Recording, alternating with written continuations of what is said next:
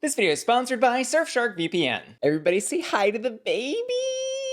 She does not want to be here. Literally begs to come in here and film and doesn't even want to be on camera. So me. Hey y'all, it's me, Basamala Harris, and welcome back to Hot or Out. And today we'll be discussing yet another season of RuPaul's Drag Race because, you know, having a current running season of All Stars and Canada's Drag Race Canada vs. the World Season 2 just announced, and who knows how many other international franchises running right now, wasn't enough. Drag Race said, we're not gonna let the girlies breathe. You're not gonna have a single second to think about anything other than Drag Race. You are going to eat, breathe, sleep, pray, love, and dream about Drag Race. Welcome to my life. Anyways, the new season is the highly anticipated Drag Race Global All-Stars, which has the really great acronym GAS, celebrating gassy queens from around the globe. Beep, beep, toot, toot. And what we know so far about the season is that we've got 12 queens from 12 different countries. And this will be a season judged by RuPaul, Michelle Visage, and Jamal Sims, a freaking choreographer of the Drag Race series. And these queens are not competing for charity. They are going in for some cold, hard cash. $200,000 is gonna go to the winner of this season, and a special spot in the International Pavilion of the Drag Race Hall of Fame, as reported by Entertainment Weekly. And this season will premiere about a month after the new Canada vs. the World series on August 16th. And we'll be going queen by queen to review their Drag Race accomplishments up until this point, plus breaking down their Olympic-themed promo shoots, and finally discussing why I think this could potentially be one of the most unfair seasons of Drag Race ever made. But the real gag of the season is that actually watching RuPaul's Drag Race can be next to impossible because of geo-restrictions on streaming platforms. Like this one, for example, that shows Drag Race is available in Argentina, but not the US. But there's no need to jump on a plane because Surfshark VPN, the sponsor of today's video, is here to save the day. Because with just one click, Surfshark can connect you to any one of their over 3,200 servers around the globe and make the internet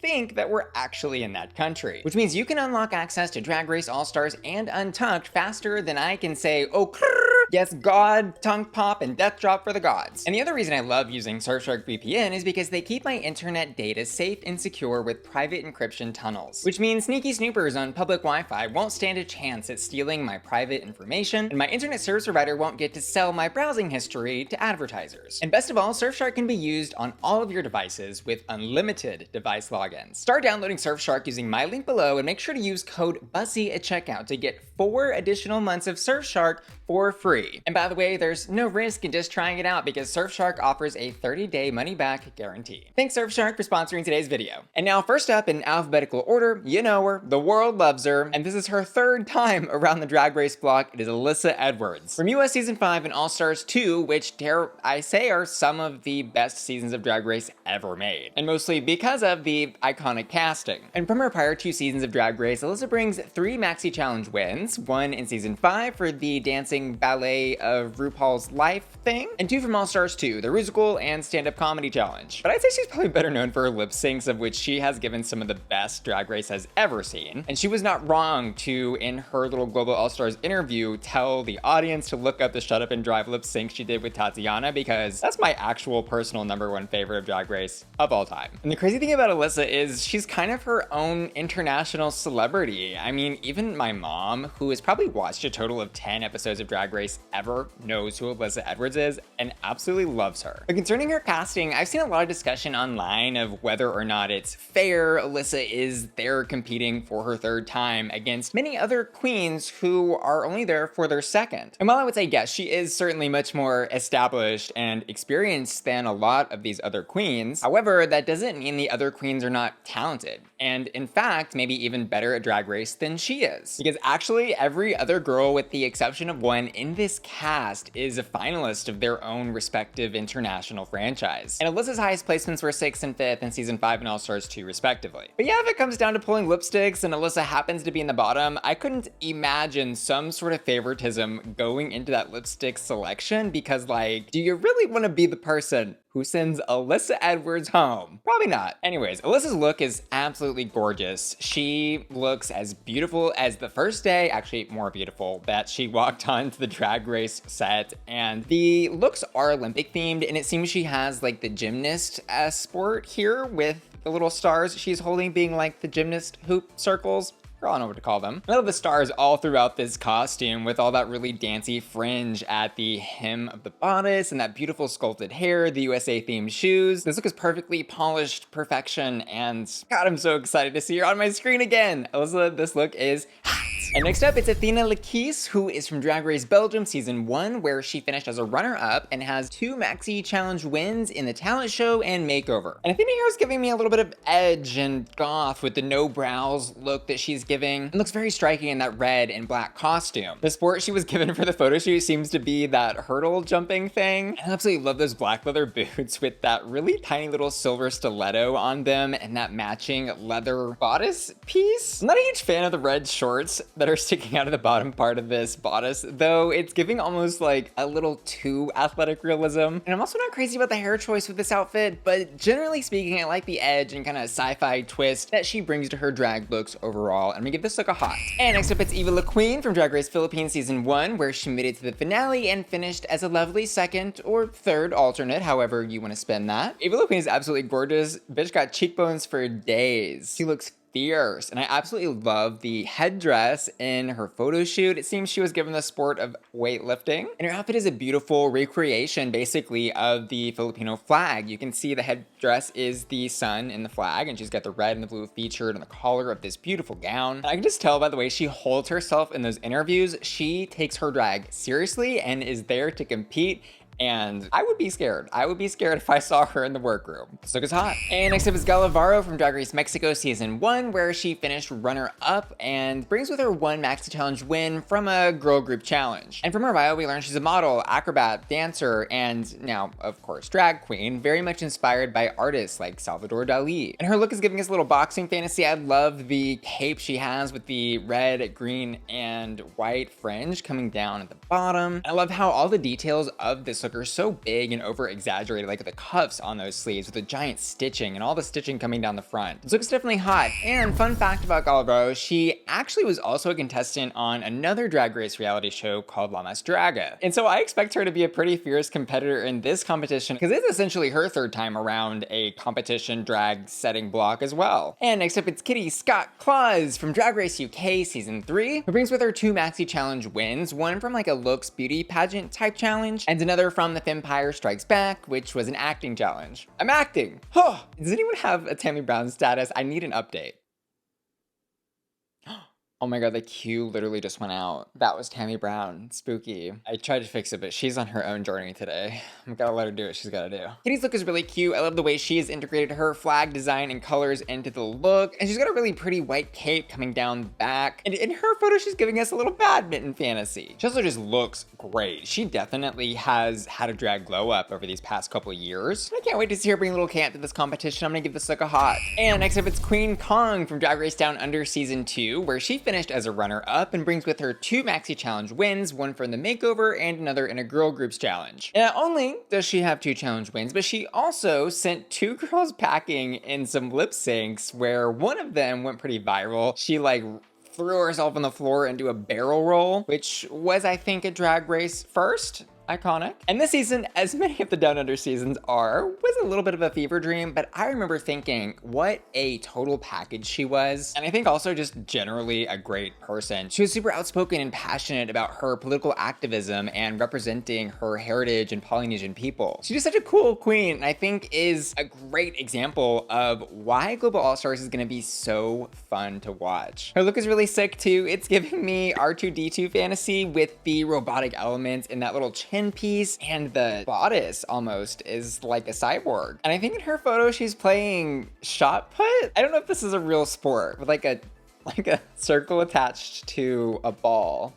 I don't think that's a sport, but it could be. I'm gonna give this look a hot. And next up, it's Miranda Lebrao from Drag Race Brazil Season 1, where she finished as a runner-up with 1 Maxi Challenge win in a design challenge. And from her bio, we learned she is an actress, a visual artist, and has a background in naval engineering. Seems like she's gonna be giving Dawn her fluid dynamics a run for her money. Imagine one of the Drag Race challenges, they have to like literally build a cruise ship. She's gonna take the crown. And in her look, we see Miranda representing the flag of Brazil and a soccer ball. And we can very much see that visual art artist coming through with the way the soccer ball is the top part of the look, cascading down into like some frilly green stuff that I guess would be like the grass of the field. I'm not really sure what to think of this queen yet. She's kind of giving me those like Sasha Velour, very cerebral kind of vibes. Like I can see she's putting a lot of thought into her drag, and hopefully she's really able to showcase some of that artistic talent in this season. This look is definitely gonna be a hot.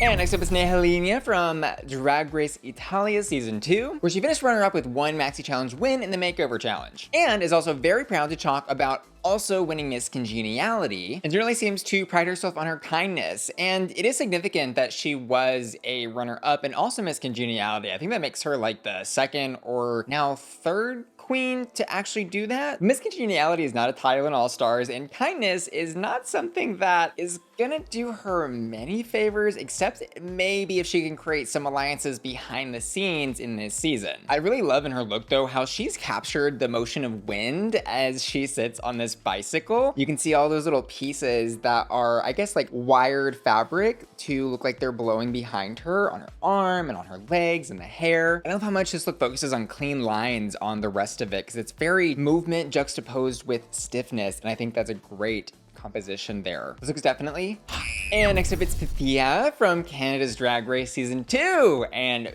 bitch was I excited to see her. Oh my god. I really loved Canada's Drag Race Season 2. Like there were just so many fun runways from queens like Pythia and Isis Couture, of course, plus so many great memeable moments from queens like Eve 6000. Now pause for the big reveal. Girl, take me back to simpler times. Anyways, Pythia did finish runner-up in that season and got 2 Maxi Challenge wins from the Rusical, where she was Pennywise, where she was essentially the drag blueprint for what Roxy just did in their Rusical, and also a win in the Makeover Challenge. But as I kind of already hinted at, she was really, I think, more known for her killer looks, especially that one with the double heads that went viral where she was kind of giving that old school glamour girl fantasy. Like she's just someone who really is thinking about every single detail head to toe in her drag, and that is evident even in her promo here where she is giving us a little fencing fantasy where the sword is like a nail extension of the glove. And there's parts of her look that are all slashed up because she has of course been in battle with somebody else fencing. And I'm excited she's here because I'd consider her one of the more unique queens in the franchise who definitely deserves that exposure to a wider audience. This look is absolutely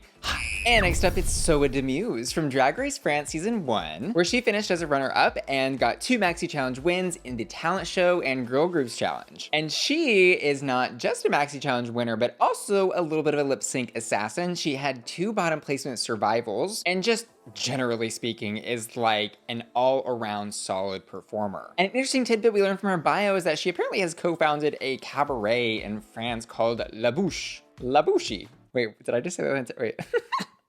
La Bouche Queen. It's a me, La Bouche Queen. Why am I doing that in an Italian accent? And Soa in her promo is representing the sport of diving, apparently, which I feel like makes a lot of sense for her to wear something that would be extremely danceable and performable, like this bodysuit she's got on and these ultra high boots. And I love that she had fun with the silhouette with the coat she's wearing and those giant puff sleeves. The only thing I wasn't a super fan of in this look was her hair, but you know, I guess long hair would really, you know, bog a swimmer down. I never like give this look a safe hot. And next up is Tessa. And next up is Tessa Testicle. I don't know if I can say that word. I've gotten videos demonetized for saying less, so we're gonna keep it safe. Sorry, we're gonna call her Tessa Test.